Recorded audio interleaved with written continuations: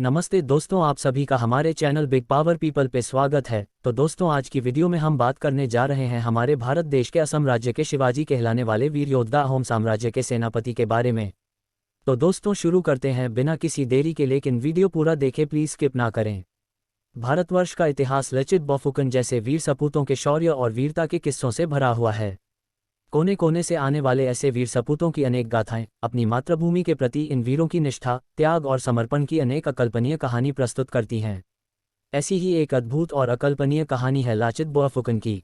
मुगल आक्रांताओं से उत्तर पूर्व भारत की पवित्र भूमि की रक्षा करने वाले वीरयोद्धा लाचित बरफुखान का जीवन और व्यक्तित्व शौर्य, साहस, स्वाभिमान, समर्पण और राष्ट्रभक्ति का पर्याय है। प्रसिद्ध इतिहासकार सूर्य कुमार भुयान ने उनकी मौलिक रणनीति और वीरता के कारण उन्हें उत्तर पूर्व भारत का शिवाजी माना है। वास्तव में लाचित बरफुखान ने उत्तर पूर्व भारत में वही स्वातंत्र्य ज्वाला जलाई जो मुगल आक्रांताओं के विरुद्ध पश्चिम भारत में छत्रपति शिवाजी महाराज ने, पंजाब में गुरु गोविंद सिंह ने और राजपुताना में महाराणा प्रताप ने जलाई थी। इसी तथ्य को रेखांकित करते हुए पूर्व राज्यपाल श्री श्रीनिवास कुमार सिन्हा ने अपनी पुस्तक मिशन असम में लिखा है, महाराष्ट्र और असम हमारे विशाल और महान देश के दो विपरीत छोर पर हो सकते हैं, लेकिन वे एक सामान्य इतिहास, एक साझी विरासत और एक सामान्य भावना से एकजुट होते हैं। मध्ययुगीन काल में उन्होंने दो महान सैन्य नेताओं, महाराष्ट्र में छत्रपति शिवाजी और असम में लाचित बरफुखान को जन्म दिया है। भारत में इस वीर योद्धा की स्मृति को नमन करते हुए प्रतिवर्ष 24 नवंबर को लाचित दिवस के रूप में मनाया जाता है। लाचित बरफुखान का जन्म 24 नवंबर 1622 को अहोम साम्राज्य के एक अधिकारी सेंकालुक मोसाई के घर में चराईदेव नामक स्थान पर हुआ था। उनकी माता कुंदी मराम थीं और उनका पूरा नाम चाओ लाचित फुकनलुंग था। उन्होंने सैन्य कौशल के साथ साथ मानविकी तथा शास्त्र का भी अध्ययन किया था। बचपन से ही अत्यंत बहादुर और समझदार लाचित जल्द ही अहोम साम्राज्य के सेनापति बन गए। बरफुकन लाचित का नाम नहीं बल्कि उनकी पदवी थी। उत्तर पूर्व भारत के राजनीतिक इतिहास का अनुशीलन करने पर यह ज्ञात होता है कि अहोम सेना की संरचना बहुत ही व्यवस्थित थी। एक डेका 10 सैनिकों का, बोरा 20 सैनिकों का, सेंकिया 100 सैनिकों का, हजारिका 1000 सैनिकों का और राजखोवा 3000 सैनिकों का जत्था होता था। इस प्रकार बरफुखान 6000 सैनिकों का संचालन करता था। लाचित बरफुकन इन सभी के प्रमुख थे। बरफुकन के रूप में अपनी नियुक्ति से पूर्व वे अहोम साम्राज्य के राजा चक्रध्वज सिंह की शाही घुड़साल के अधीक्षक थे। वे परमवीर और राजा के अत्यंत विश्वासपात्र थे। प्रारंभ में उन्हें रणनीतिक रूप से महत्वपूर्ण सिमलुगढ़ किले के प्रमुख और शाही घुड़सवार रक्षक दल के अधीक्षक के रूप में नियुक्त किया गया था। लाचित बरफुखान जैसे योद्धा के रहते मुगल आक्रांता भारत के उत्तर पूर्व क्षेत्र को अपने अधीन नहीं कर सके। लाचित ने शक्तिशाली मुगलों से न सिर्फ टक्कर ली बल्कि उन्हें परास्त करके उनके अभिमान और अभियान को तहस नहस करते हुए उत्तर पूर्व विजय के उनके अरमान को सदा के लिए चकनाचूर कर दिया। लाचित ने बीमार होते हुए भी भीषण युद्ध किया और अपनी असाधारण नेतृत्व क्षमता और अदम्य साहस से सरायघाट की प्रसिद्ध लड़ाई में लगभग 4000 मुगल सैनिकों को मार गिराया। 1671 में सरायघाट, ब्रह्मपुत्र नदी में अहोम सेना और मुगलों के बीच ऐतिहासिक लड़ाई हुई, जिसमें लाचित ने पानी में लड़ाई नौसैनिक युद्ध की सर्वथा नई तकनीक आजमाते हुए मुगलों को पराजित किया। उन्होंने अपने भौगोलिक मानविकी ज्ञान और गुरिल्ला युद्ध की बारीक रणनीतियों का प्रयोग करते हुए सर्वप्रथम मुगल फौज की ताकत का सटीक आकलन किया और फिर ब्रह्मपुत्र नदी के तट पर भीषण नौसैनिक युद्ध में उन्हें हरा दिया। लाचित ने अपनी मौलिक युद्ध नीति के तहत रातों रात अपनी सेना की सुरक्षा हेतु मिट्टी से दृढ़ तटबंधों का निर्माण कराया। उन्होंने मातृभूमि और देशवासियों के स्वाभिमान और हित को अपने सगे संबंधियों से सदैव ऊपर रखा। अतः युद्धभूमि में अपने मामा की लापरवाही को अक्षम्य मानकर उनका वध कर दिया और कहा कि मेरे मामा मेरी मातृभूमि से बढ़कर नहीं हो सकते। युद्ध के समय अपने सैनिकों का मनोबल बढ़ाने के लिए कहा गया उनका ये बोधवाक्य लाचित जियाई थका माने गुवाहाटी एराना ही, अर्थात जब तक लाचित जीवित है उससे गुवाहाटी कोई नहीं छीन सकता, उनकी निर्भीकता, वीरता और कुशल नेतृत्व क्षमता का परिचय देता है। घायल और अत्यंत अस्वस्थ लाचित ने अपने सैनिकों में जोश भरने के लिए कहा था, जब मेरे देश पर आक्रमणकारियों का खतरा बना हुआ है, जब मेरे सैनिक उनसे लड़ते हुए अपनी जिंदगी दांव पर लगा रहे हैं, तब मैं महज बीमार होने के कारण कैसे अपने शरीर को आराम देने की सोच सकता हूँ। ऐसे आदर्श और प्रेरक सेनानायक की स्मृति को सम्मान देने के लिए राष्ट्रीय रक्षा अकादमी एनडीए के सर्वश्रेष्ठ कैडेट को लाचित बरफुखान स्वर्ण पदक से सम्मानित किया जाता है। लाचित बरफुखान की स्मृति को चिरस्थायित्व प्रदान करने के लिए उनके समाधि स्थल जोरहाट से 16 किलोमीटर दूर हुलुंगपारा में स्वर्गदेव उदयादित्य सिंह द्वार का भी निर्माण किया गया है। दरअसल लाचित बोरफुकन का महत्व समझने के लिए अहोम साम्राज्य का सारांश व इतिहास जानना समझना आवश्यक है। 1228 में असम में ताय अहोम वंश का शासन स्थापित हुआ जो म्यांमार से आए थे। इस राजवंश ने सदियों तक खिलजी, तुगलक, इलियास शाही, लोदी और बंगाल सुल्तानों के आक्रमण से सफलतापूर्वक अपनी रक्षा की। लेकिन 1648 में मुगलों के एक बड़े आक्रमण में हारकर उन्हें बड़ी आर्थिक हानि झेलनी पड़ी। फिर 1658 में औरंगजेब मुगल बादशाह बना और 1661 में उसने अपने दो प्रमुख सेनापतियों मीर जुमला और दिलेर खान को पहले बंगाल और फिर असम पर आक्रमण करने के लिए भेजा। अहोम साम्राज्य की शक्ति और शौर्य, जिसके बल पर इस साम्राज्य ने इतने लंबे समय तक सारे आक्रमणकारियों का सफलतापूर्वक सामना किया था, वह क्षीण होने लगा था। मुगल सेनापतियों मीर जुमला और दिलेर खान द्वारा किए गए इस हमले में अहोम साम्राज्य पराजित हो गया। इस साम्राज्य के कई किले तो बिना कोई लड़ाई लड़े हाथ से निकल गए। अहोम के राजा जयध्वज सिंघा को इस युद्ध में पीछे हटना पड़ा और उन्होंने पूर्वोत्तर का बड़ा हिस्सा इस युद्ध में खो दिया। इतना ही नहीं, उनको मुगल साम्राज्य के साथ एक अपमानजनक संधि के लिए राजी होना पड़ा, जिसके तहत उन्हें न सिर्फ धन, भूमि, हाथी बल्कि अपनी 6 साल की बेटी को भी मुगल हरम में देना पड़ा। अहोम साम्राज्य की पराजय और अपमान के कारण राजा जयध्वज सिंघा को बहुत बड़ा सदमा पहुंचा, जिसके कारण जल्दी ही उनकी मृत्यु हो गई। उनके बाद चक्रध्वज सिंघा को राजा बनाया गया। उनका बोरफुकनहा बनने के बाद लाचित के सामने बहुत सी चुनौतियां थीं। उनके सामने एक तरफ मुगलों की विशाल और संगठित फौज थी, जिसका संचालन करने वाले शाइस्ता खान और दिलेर खान जैसे अनुभवी सेनापति थे। दूसरी तरफ अहोम साम्राज्य की निराश और विभाजित सेना थी।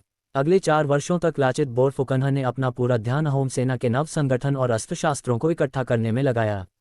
इसके लिए उन्होंने नए सैनिकों की भर्ती की, जल सेना के लिए नौकाओं का निर्माण कराया, हथियारों की आपूर्ति, तोपों का निर्माण और किलों के लिए मजबूत रक्षा प्रबंधन इत्यादि का दायित्व अपने ऊपर लिया। उन्होंने ये सब इतनी चतुराई और समझदारी से किया कि इन सब तैयारियों की मुगलों को भनक तक नहीं लगने दी। लाचित बोरफुकनहा की चतुराई के कारण कूटनीतिक तरीके से मुगलों के साथ में दोस्ती का दिखावा भी चलता रहा। ये लाचित की राजनीतिक सूझबूझ एवं दूरदर्शिता का उत्तम उदाहरण था। मुगल शासन द्वारा 1668 में गुवाहाटी के फौजदार रशीद खान को बदलकर फिरोज खान को नियुक्त किया गया। वह बेहद ऐयाश किस्म का व्यक्ति था। उसने चक्रध्वज सिंघा को सीधे सीधे असमिया लड़कियों को ऐयाशी के लिए अपने पास भेजने का आदेश दिया। इससे लोगों में मुगलों के खिलाफ लड़ने के लिए जोश और आक्रोश भरने लगा। लाचित ने लोगों के इस जोश और आक्रोश का सही प्रयोग करते हुए उसी समय गुवाहाटी के किले को मुगलों से छीनने का निर्णय लिया। लाचित के पास एक शक्तिशाली और निपुण जल सेना के साथ समर्पित जासूसों का संजाल तो था, परंतु घुड़सेना की भारी कमी थी। यही कारण है कि अहोम सेना द्वारा घेराबंदी करने के बाद भी महीनों तक गुवाहाटी के किले को स्वतंत्र नहीं कराया जा सका, जिसकी रक्षा इटाकुली का किला कर रहा था। अंत में लाचित बोरफुकनहा ने दूसरी योजना बनाई, जिसके अनुसार 10-12 सिपाहियों ने रात के अंधेरे का फायदा उठाते हुए चुपके से किले में प्रवेश कर लिया और मुगल सेना की तोपों में पानी डाल दिया। अगली सुबह ही लाचित ने इटाकुली किले पर आक्रमण कर उसे जीत लिया। इस विजय के साथ ही एक बार फिर गुवाहाटी ने आज़ादी की सांस ली। लेकिन यह आज़ादी ज़्यादा दिन तक कायम नहीं रह पाए। जब औरंगजेब को इसके बारे में पता चला तब वह गुस्से से तिलमिला उठा।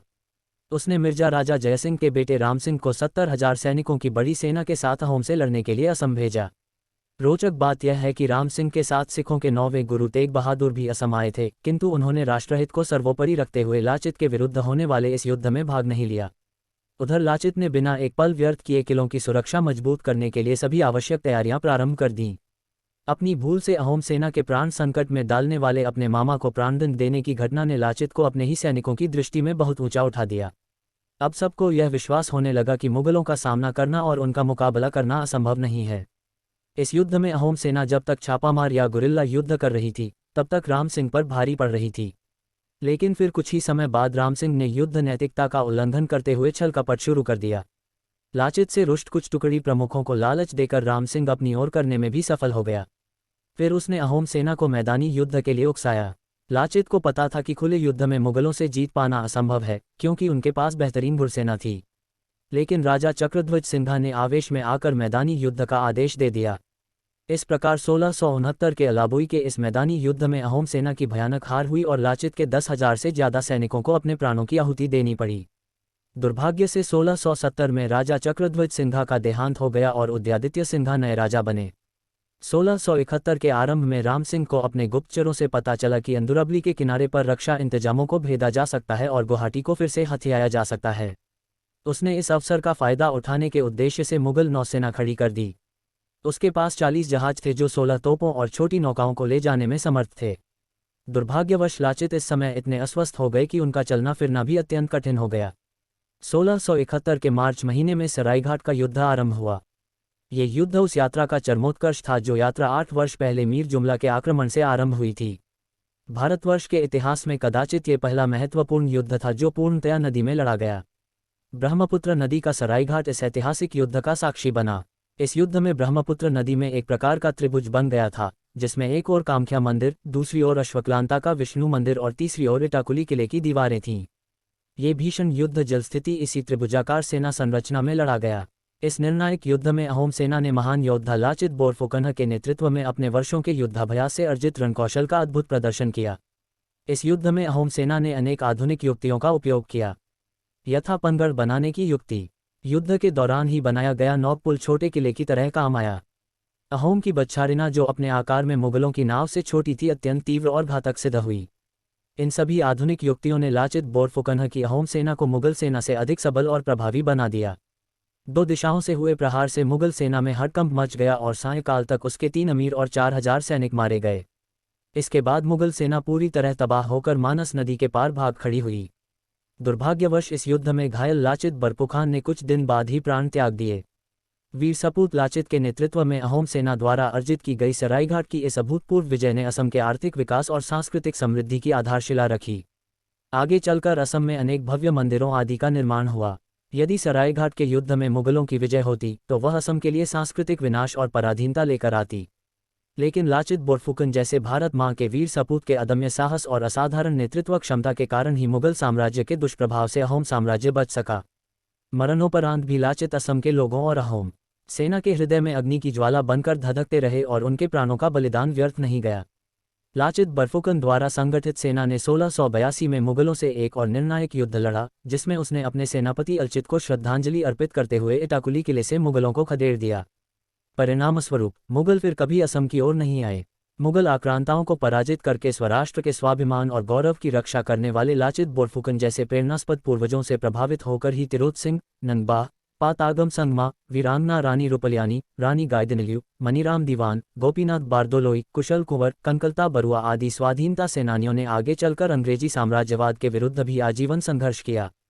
उत्तर पूर्व भूमि की पवित्रता और स्वाधीनता की रक्षा में लाचित बरफुकन के शौर्य और बलिदान का अप्रतिम और आदि महत्व है। उनका जीवन आदर्श और जीवन मूल्य ही परवर्ती स्वाधीनता सेनानियों का पाथेय और प्रेरणा बने। यही कारण है कि माननीय प्रधानमंत्री श्री नरेंद्र मोदी ने 24 नवंबर 2015 को लाचित दिवस के अवसर पर उनकी वीरता को रेखांकित करते हुए कहा था, लाचित भारत के गौरव हैं। सरायघाट के युद्ध में उनके द्वारा प्रदर्शित अभूतपूर्व साहस को कभी भी भुलाया नहीं जा सकता है। 2015 में सरकार द्वारा दिल्ली के विज्ञान भवन में उनकी जन्मजयंती को बड़े धूमधाम से मनाया गया। आज़ादी की अमृत महोत्सव बेला में इतिहास के उपेक्षित नायकों की पुनर्प्रतिष्ठा सराहनीय पहल है।